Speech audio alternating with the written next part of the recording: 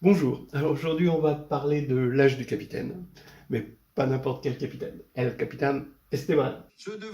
J'ai pris cet exercice, j'ai pris l'énoncé sur le site de Béranger Seguin, que je remercie au passage d'avoir partagé un si bel énoncé, qu'il aurait vu dans un magazine. Voilà. Euh, c'est un bel exercice et je pense que le magazine, c'est pas la dernière version du JDD. Hein. Alors voici l'énoncé. Esteban a 5 filles et 4 garçons, régulièrement espacés en âge. D'accord. Donc on a une suite arithmétique d'âge de 9 personnes. La somme des carrés de leur âge, aux enfants, est égale au carré de l'âge d'Esteban. Voilà. Et la question, évidemment, est quel est l'âge d'Esteban? Sachant que c'est un âge raisonnable, qu'il est vivant, encore capitaine, encore en action, et qu'il a eu ses enfants à un âge où on peut avoir des enfants. Hein, voilà, d'accord. Si vous tombez sur 9 fois 1 an, et donc ça fait qu'il aurait 3 ans, bon, ça marche pas. Voilà, je vous invite à faire cet exercice, vous allez voir, il est infiniment sympathique, c'est même, je trouve, une petite perle dans le style des « Quel est l'âge du capitaine ?» Vous allez avoir évidemment des équations diophantiennes, il est vraiment typique des problèmes avec équations diophantiennes et de la façon de les résoudre. Donc ça déjà c'est assez sympathique. Ça pourrait être même quelque chose qui se présente comme exercice à l'agrégation interne, sauf qu'à la fin c'est un petit peu long, il faudrait accélérer vers la fin. Mais voilà. Et puis surtout, faites-le à la mathématicienne, c'est-à-dire avec une tête, un stylo, un papier et le bras pour faire transmission. Ça se programme ces choses-là, mais faire un exercice en programmant, un bel exercice comme ça, c'est un peu comme être invité dans un super restaurant et envoyer un robot à sa place. C'est dommage. Hein. Alors allons-y pour la résolution. Bon, d'abord mise en équation, hein, d'accord. Alors on va appeler petit a l'âge du plus jeune enfant, et on va avoir un espacement, donc a, le premier, le dernier finalement, l'avant-dernier a pour âge a plus b, b c'est l'espacement des âges, hein, qui est régulier. Et donc, on en a 9, donc on va jusqu'à A plus 8B à cause de la loi des intervalles. Et ici, on a la somme des carrés qui est égale à C carré, où C, c'est l'âge d'Esteban. D'abord, tu prends ce médicament. Bon, n'hésite pas, il en faut beaucoup. Bien. Alors, vous faites un calcul, il n'y a même pas besoin de machine pour faire un calcul, parce qu'on a des formules. Ici, on va avoir la somme, la série arithmétique. Ici, x 2, donc on va avoir 72. Le 9, bon, c'est normal. Et 204, c'est la somme des carrés. Hein, on va avoir une somme des carrés. On a des formules pour ça. Bon, voilà. De toute façon, on obtient ça. Vous pouvez me faire confiance. Et ici, on applique la méthode de Gauss pour faire de la réduction et pas avoir éliminé les termes non diagonaux, hein, de la forme quadratique ici. Donc voilà, on obtient 3a plus 12b au carré plus 60b2 égale c. Et donc, on a envie de poser grand X égale 3a plus 12b, qui est un entier, un positif, et y égale b, oui, pour homogénéiser les notations, et z égale c. Bon, donc finalement, on a posé que ça. Ce qui nous amène à l'équation x2 plus 60y2 égale z2, bon, qui est raisonnable. Mais il ne faut pas oublier dans ces équations où on manipule des entiers et où on a fait un changement de variable qui n'est pas tout à fait anodin, que 3 divise z. D'accord? Parce qu'ici, on va avoir, vous voyez, 3 qui divise le membre de gauche. Et donc qui divise le membre de droite. Alors en fait, j'aurais pu dire 3 divise x, mais comme on se concentre sur l'âge du capitaine, je vais mettre 3 divise z, qui est équivalent. Et puis, on manipule pas que des entiers, on manipule des entiers positifs. Donc il ne faut pas oublier que x moins 12b est un entier positif, donc x moins 12y est positif. Voilà, donc ça va être important. Alors maintenant, on en arrive au passage au corps. Et oui, c'est la tentation. Hein. On est en arithmétique, on est sur Z, on connaît beaucoup plus de choses sur Q parce qu'on a un corps et donc on sait résoudre des équations sur un corps. C'est fait pour, hein, voilà, la divisibilité. Mais le passage au corps, par rapport à l'arithmétique, c'est quand même un passage violent parce qu'on force la divisibilité, si vous voulez. Et ensuite, tap, tap, tap, tap, tap, poudre, tap. Et là, il y a des gros bouts, là. C'est pas grave. De nombres qui ne sont pas divisibles, bah ouais, on pose petit x égale grand X sur Z, et petit y égale grand Y sur Z. Vous voyez, c'est un passage en force, c'est LBD et 49.3, vous voyez, à la fois, hein, le passage au corps. Mais c'est ici un passage un peu obligé. Regardez, on va obtenir donc, cette équation devient x2 plus 60y2 égale 1. Ok. Eh ben, c'est quoi ça? Ben, vous avez reconnu, c'est une ellipse, et on cherche les points rationnels d'une ellipse. Hein, x, y sont rationnels.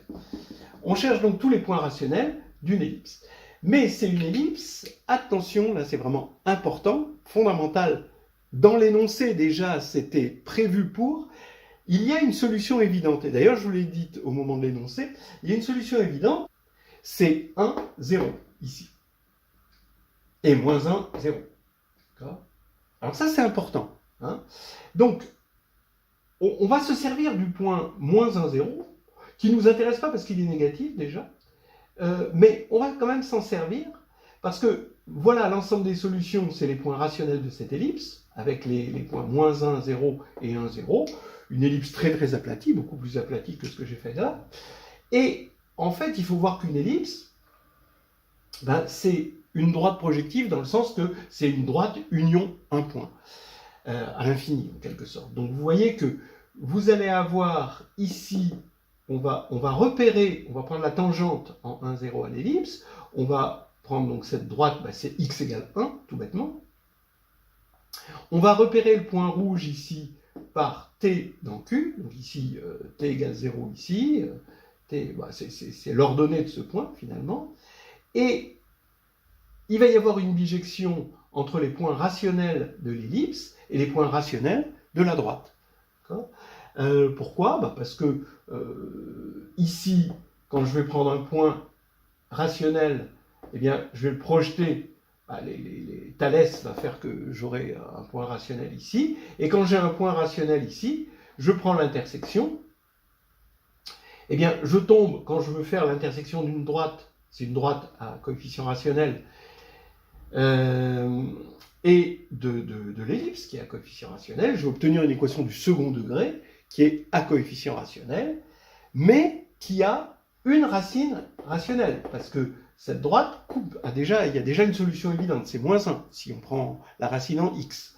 Eh bien, donc quand une racine est rationnelle dans une équation du second degré rationnel, la seconde est rationnelle aussi. Donc tout ça pour vous dire qu'il y a une bijection, et c'est ça qui est important, hein, c'est de voir cette ellipse comme une droite plus un point. Voilà. Alors allons-y, cette droite, à partir du moment où on a t, ben son équation c'est y égale t sur 2, x plus 1. Effectivement, vous voyez que sa pente c'est t sur 2, ça fait 2, donc t sur 2, et elle passe par moins 1, 0. Hein, donc voilà, c'est la droite. Et maintenant, donc vous reportez ça, vous prenez l'intersection ici, et donc ça vous fait cette équation. D'accord? Vous prenez l'intersection avec cette équation-là, donc vous gardez x2, y vous le remplacez par t sur 2, x plus 1, vous développez le x plus 1 carré, ce qui est un carré, et ça vous donne ça directement. Ce qui fait que j'ai une solution évidente, c'est moins 1, ça on le sait, puisque moins 1 est solution. Bon, vous pouvez après le vérifier si ça vous rassure.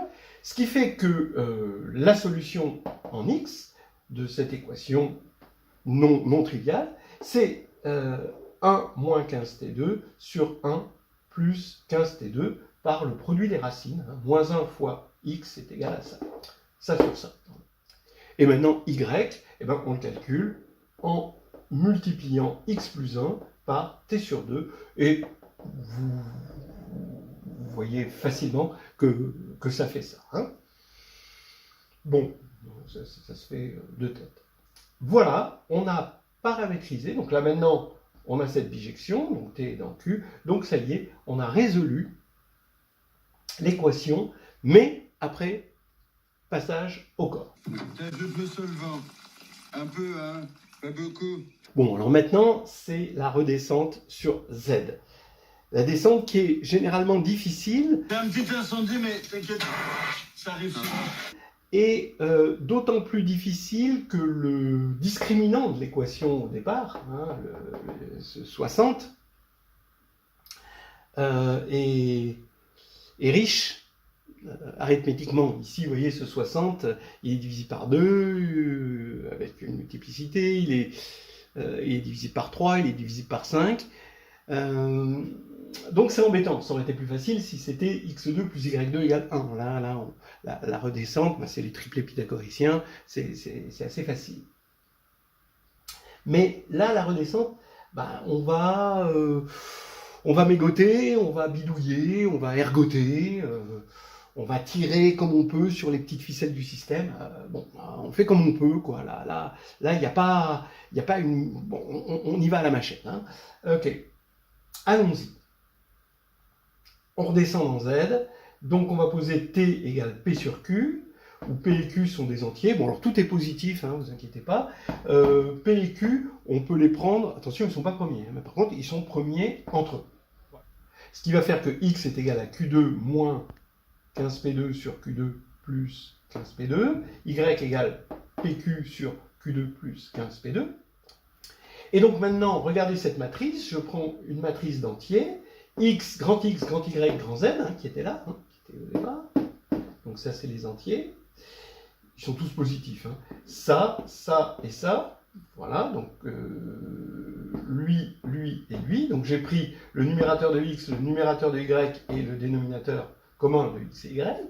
Eh bien, cette matrice, d'après ces formules qui sont là, cette matrice, tous ces mineurs sont nuls. D'accord ? Voilà. Hein, par exemple, X fois ça, moins Z fois ça, ça fait 0 à cause de cette égalité-là. Voilà, donc vous vérifiez. Donc ça veut dire que c'est une matrice de rang 1. Ce qui veut dire que X, Y, Z est un multiple rationnel, et rationnel positif évidemment, de ceci. Bon. Mais multiple rationnel, c'est là où arrive la difficulté. C'est vraiment là qu'arrive la difficulté où il va falloir bidouiller. C'est que ces trois éléments, ces trois entiers, ne sont pas censés être premiers entre eux. Il faut faire du cas par cas maintenant pour s'en sortir. C'est pas globalement premier entre eux en général, même si on prend P et Q premiers entre eux. Alors bien sûr, hein, on peut toujours se ramener à P et Q premiers entre eux. Si P et Q n'étaient pas premiers entre eux, ils ne seraient pas globalement premiers entre eux. Mais même si on prend P et Q premiers entre eux, ça ne donne pas forcément des éléments premiers entre eux. Ça, c'est le problème. D'accord ? Voilà. Mais pour l'instant, on peut continuer à dire des choses.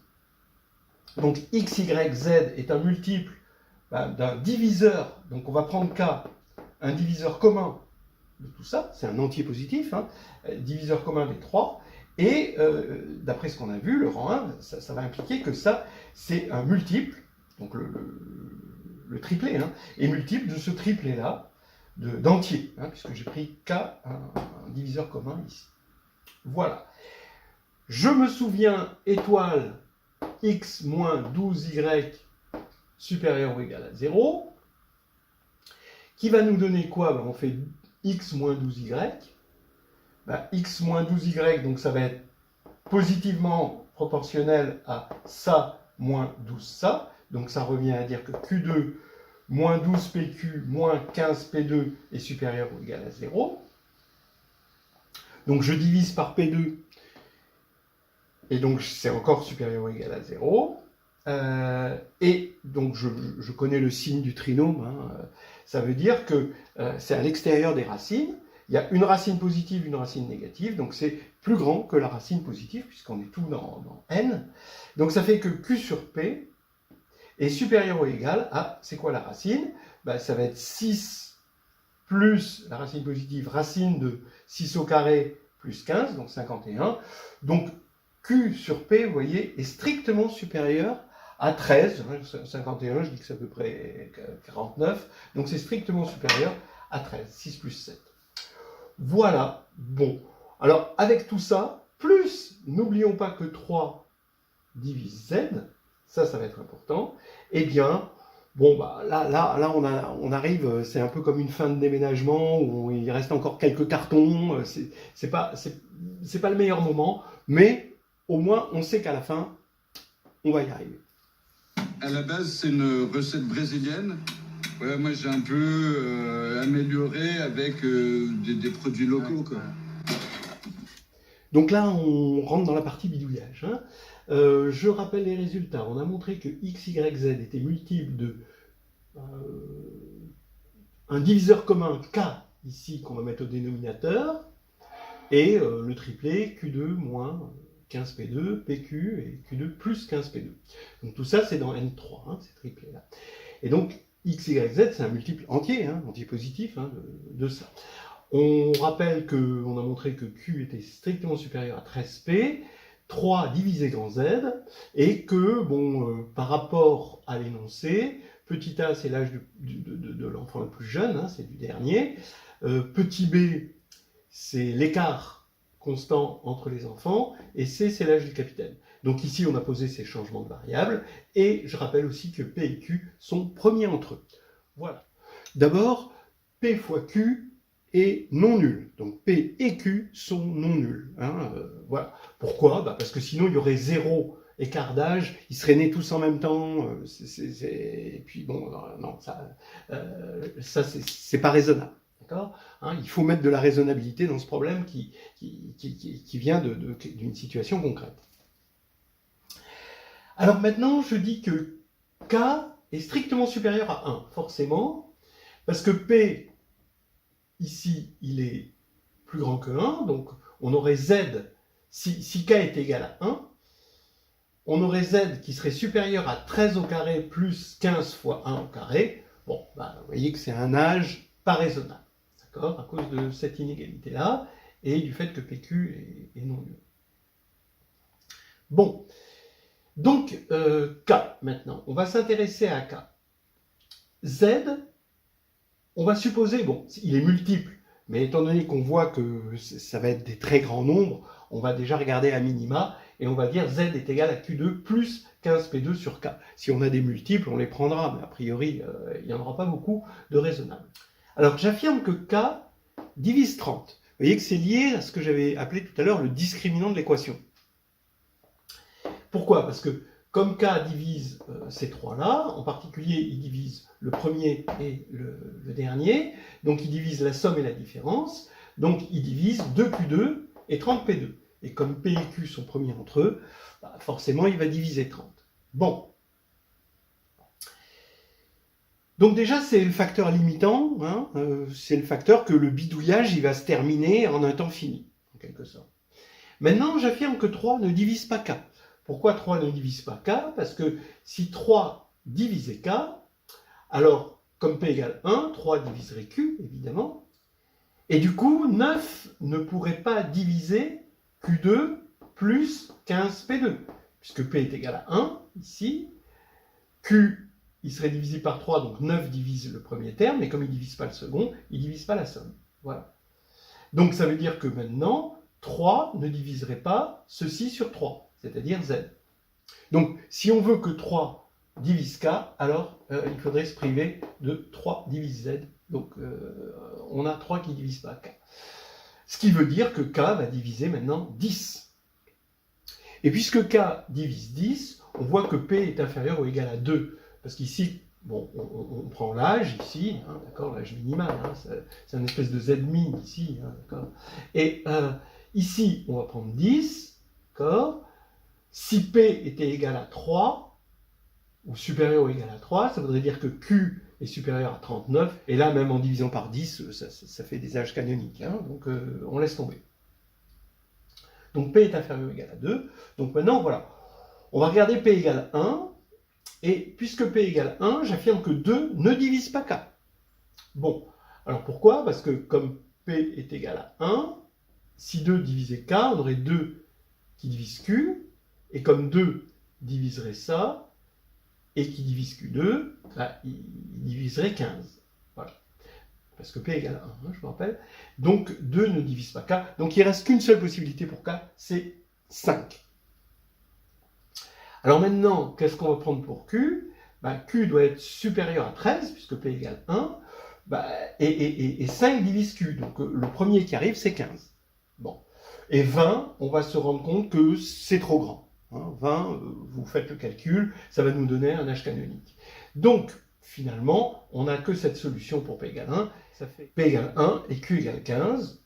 Et maintenant, pour P égale 2, pour P égale 2, bah, je vous laisse faire le truc. Alors là, on pourrait avoir K égale 10. Pour P égale 2, là, on n'a plus l'argument de tout à l'heure. On pourrait avoir K égale 10. Et on ne trouve que 2, 30 et 10. Voilà. Après, les autres solutions sont pas raisonnables. Donc maintenant, on fait le bilan. Eh bien, on a trouvé 1, 15 avec K égale 5. Et 2, 30 avec K égale 10. Eh bien, ça va nous faire ici, pour 1, 15, 15 au carré, ça fait 225, plus 15, 240, divisé par 5, ça va faire 48. Voilà, on a l'âge du capitaine, hein, 48. Et ce qui nous fait, ici, on a 1 fois 15 sur, on a dit 5, donc ça fait 3, donc l'écart, c'est 3. Et ensuite, on fait le calcul pour lui. Hein. Faut reporter, il faut chercher petit a, donc il faut faire un petit calcul dont je vous dispense. Ça fait 2. Voilà. Donc en gros, les âges des enfants, c'est 2, 5, 8, 11, 14, 17, 20, 23, 26. Le choix du roi. Hein. Et la somme des carrés, ça fait 48 au carré. Vérifiez-le, c'est magnifique. L'autre, ici, nous donnerait... le double, parce qu'on a multiplié par 4 à cause du carré, là, et on a divisé par 2 à cause du K égale 10 au lieu de 5. Donc ça veut dire qu'on a multiplié par 2. Et ça ferait 4, 6, 96. Bon, c'est pas une solution intéressante. Donc il y a une solution unique. On peut affirmer qu'Esteban a 48 ans. Alors maintenant, comme épilogue, maintenant qu'on a achevé le problème, on peut faire son autopsie. Regardez, hein, comment on peut faire des problèmes comme ça? Et pourquoi celui-ci est assez unique quand même? Pourquoi il y a 9 enfants? Parce que 9 est un carré.